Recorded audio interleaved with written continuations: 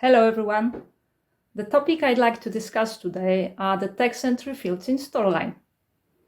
These are the elements we usually don't spend too much time on in terms of visual design. We focus more on functionality. We just want, for example, to fetch the learner's name with a text entry and move on with a module.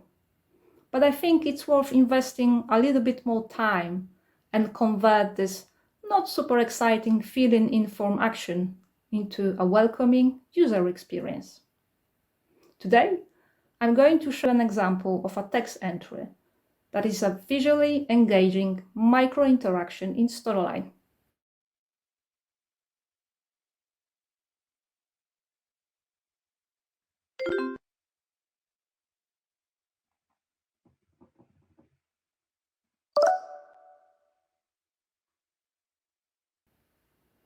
Let's get started.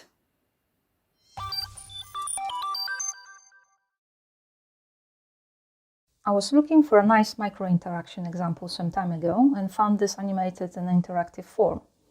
I really like how the form responds differently, depending on whether the form is filled in correctly or not. As you see, if something is typed in wrongly, the whole form vibrates. When the form is filled in correctly, the icon on the left-hand side will move on to the right and disappear. I wanted to build something similar, nice, clean, and responsive to the learner's actions. So here is the detailed step-by-step explanation of how I've done that in Articulate Storyline. There is a project title and some background graphics on my base layer, with entry animations applied to them.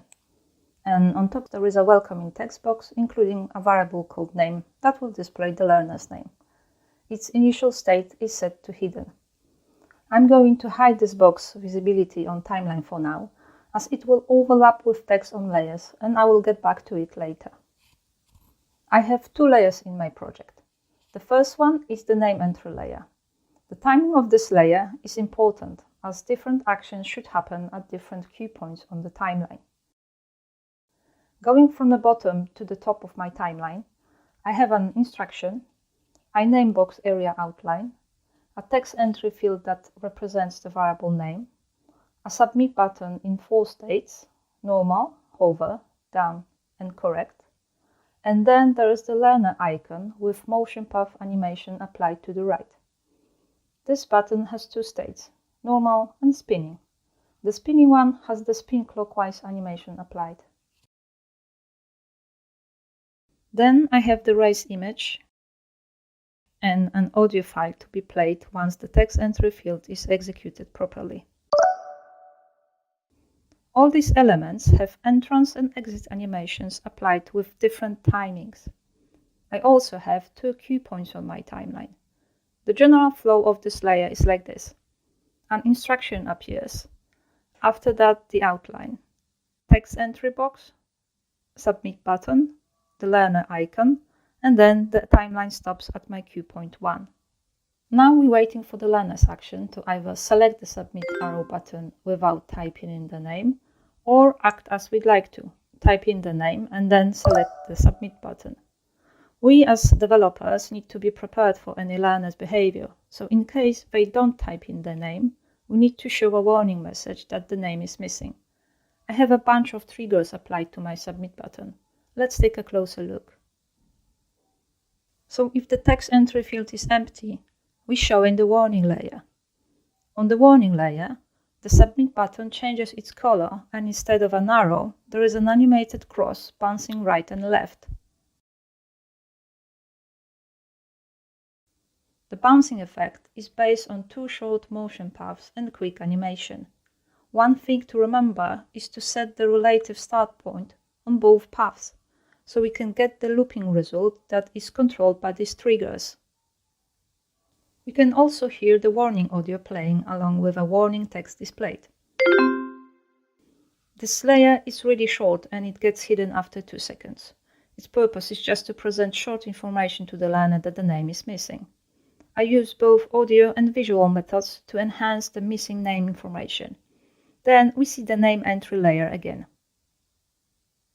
Now let's go through the variables and actions that take place when the text entry field is filled in and the learner taps the submit button. Firstly, we resume the timeline of this layer and let it run. Secondly, we tell Storyline to play the accepted audio. And lastly, we change the state of the Submit button to correct. When you click Edit States for this button, you'll see I have the tick icon animated as a wipe to the right that takes half a second to complete. There is also a half-second difference between the first and second cue point. This is just enough for the Submit button to change to the correct state and animate the wipe of tick icon. When the second cue point is reached on the timeline, the learner's icon changes its state to spinning, with a 1 second long clockwise spin animation applied, and also trigger the motion path on the learner's icon. The 1 second timing is also important for the outline shape, as it's wiping to the right at the same time. As soon as the animation of the motion path for the learner's icon finishes, we see the race image appearing really quickly. There is a shape out circle and shape in circle animation applied to this image, and then the learner's icon fades out. I'm going back to my base layer for a second and change the visibility of the welcoming text box. Just as a reminder, its original state is hidden. The last two actions on the name entry layer are to change the text on the base layer with the learner's name from hidden to normal, and to hide the name entry layer. Now all we can see is the welcoming message for the learner with the name fetched. As we all used to hitting the Enter key in any web-based entry fields, I also anticipated this action inside Storyline and copied the triggers from the Submit button to the Enter key. And that's it. This is how all the animation process looks like. This is designing with details approach, so it will require from you a little bit more time, but will make a difference for the learner.